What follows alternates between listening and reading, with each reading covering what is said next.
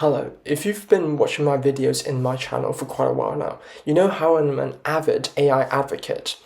And yes, some testing models out, those videos might not be for everyone, but this video is certainly designed for everyone, which is how we can use AI in our daily lives, in our academic lives, and in our professional lives. So let me first explain why we need to use AI in the first place. So imagine that you are a farmer in the first industrial revolution where people all already started to work in factories, or if you are still working on steam engines when electric engines were already out, or if you are, let's say, a manual worker in the age of intelligent systems. And now, imagine yourself being like say, a programmer whose only work is to program code in the age of AI. Surely you know what that means, right? So in the age of AI, what happens is people who use AI will gain such an unexpected advantage over others who don't use it. In fact, I find it quite disturbing to see that some people, especially senior engineers and programmers on LinkedIn, who publicly said that they're not going to rely on AI that much in their daily lives and professional lives. And I was really surprised by that. Because if you think about it, if you were, let's say, an engineer or a scientist or anyone let's say, back in the 2000s, when the internet has just started, and you refrained from using the internet, or refrained from using Google, let's say, what would be the result of that? You miss on a huge opportunity to develop yourself and also push your projects more efficiently and more productively. So that's the kind of things that people who don't use AI will face in a couple of years, when the majority of people use AI and produce their work more efficiently and productively. Those who don't rely on AI, although might learn a bit more in the first couple of months, will inevitably face a much tougher competition when it comes to competing with people who use AI in their work. And this situation about AI worsens itself when you see news all the time that saying, oh, in a couple of years or in a few decades, AI will completely replace the majority of human jobs. And of course, hearing that isn't something we're used to. But from what we've seen over the past couple of decades, human jobs have not diminished when technology has improved, but rather evolved to adapt with that kind of technology. So, for example, when, let's say, the first example I had of farmers being diverted into cities to work in factories during the first industrial revolution, well, farmers weren't unemployed. They just evolved their job to suit the technology of their times. And so I imagine that in a couple of years, the majority of jobs when it comes to office jobs or software engineering and all those kind of STEM related jobs will inevitably try to adapt to the developments of AI. And we're already seeing that in a lot of the fields, even in the realm of science, right? So just last year, actually the AI, or rather the people who developed the AI, won the Nobel Prize in chemistry for discovering a protein structure, and this is just one example of that. So if you think about it, if the science field, the scientists are using AI, then why shouldn't us be using it?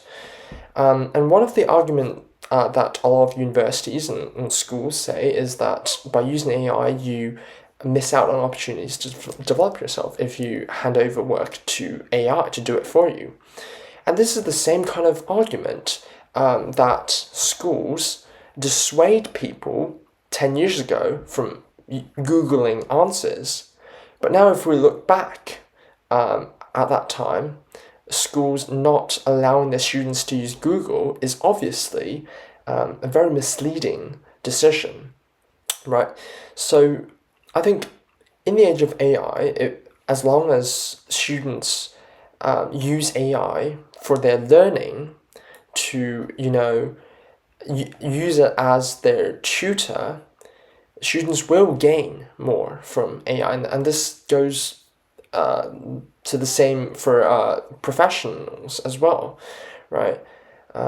As long as you're able to learn while using AI, it's a good thing, and I don't think anyone should refrain from doing it. So, my tips for using AI are going to be master ChatGPT, because ChatGPT right now is probably the most known AI to anyone in the world, and the most used AI, certainly for the majority of people.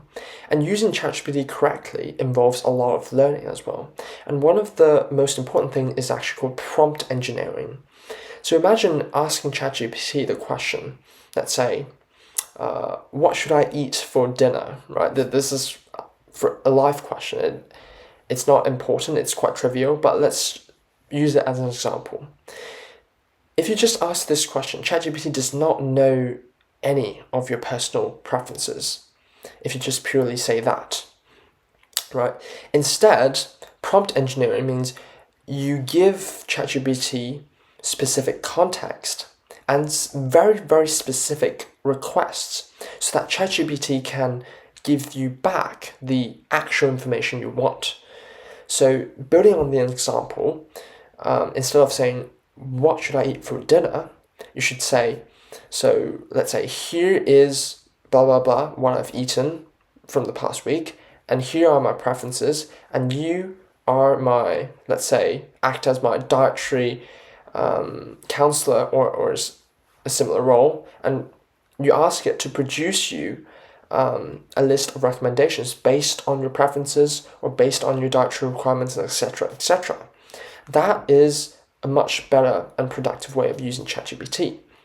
And for students, ChatGPT is an excellent opportunity for learning. For example, you can have free access to world-class tutors at your hand, because you know what, the GPT-5 model right now has an equivalent IQ of around 130. So just to give you an idea, an IQ of 130 is about the top 2% of people on this planet. So definitely make best use of AI as possible to help your personal development. And for professionals, AI is synonymous with improving your efficiency and productivity, especially for software engineers. I know some senior software engineers who just hate using AI because they think that by using AI, they are encouraging its development, and in turn, this will replace their jobs. But hey, remember that if you don't use AI and you don't feed it data to train the models, someone else would. And this means that, AI will develop to be more intelligent in the coming years, no matter your conscious decision. Whether you use it or not, it's not going to matter at all. So instead of trying to hope that AI won't replace software programmers, what professionals need to learn is how to make yourself irreplaceable in the age of AI, which is to actually know how to perform more productive work using AI than AI agents can. Now, AI agent is currently a very hot topic in AI, and for those who don't know, AI agents you can think of it as an autonomous AI decision bot that has access to the internet, to all the other systems, and they can execute things without human intervention. That's basically what it is. You can imagine it as a robot without a physical body that exists in softwares and online. If you enjoyed this video, please make sure to check out the podcast platform called Inspire. I'll put the link down in the description below. It's basically a podcast platform where you can simultaneously listen to podcasts while the AI does the job to memorize what you've listened to and convert that into a notes format for you, and also you get to visualize what you have listened to through a network of neurons to simulate what you've absorbed to your brain.